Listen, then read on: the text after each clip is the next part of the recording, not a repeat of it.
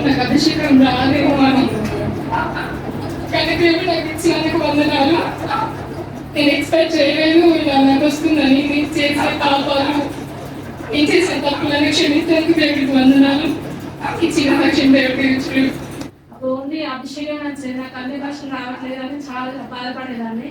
కానీ ఈ రోజు నాకు అన్ని భాషలతో పాటు అభిషేకం కూడా వచ్చింది. దానికి దేవుడికి స్తోత్రం. ఈ రోజు నేను దేవుడి వల్ల అభిషేకించాను. అన్ని భాషలు మాట్లాడాను. ఏంటంటే మా ఇంట్లో దొంగలు పడ్డారు. ఒకసారి నేను వీళ్ళ మందిరానికి వెళ్ళినప్పుడు అయ్యకు ప్రార్థన చేయించుకుంటే అయ్యగారు అన్నాడు కదా, నీ ఇంటి దొంగతనం చేసిన వాళ్ళు అనేక బలహీనతాయి హాస్పిటల్ వంటి పడతారమ్మా అన్నాడు.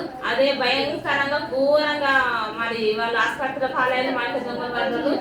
మా అదొక సాక్ష్యం. ఇంకోటి ఏంటంటే నీ శత్రువుని దర్శించబోతాను దేవుడు, నీకు పెద్ద మనసులో ఉండి కార్యం చేయబోతాను నన్ను కూడా మాట్లాడంటే మాకు పెయిన్ అయింది కూడా మరి మళ్ళీ వచ్చింది జేమ్స్ మా వాళ్ళ 2 సాక్ష్యాలు మరి అయ్యగారు చెప్పినట్టుగా మరి మా జీవితంలో జరిగినాయి. చిన్న సాక్ష్యం దేవుడు.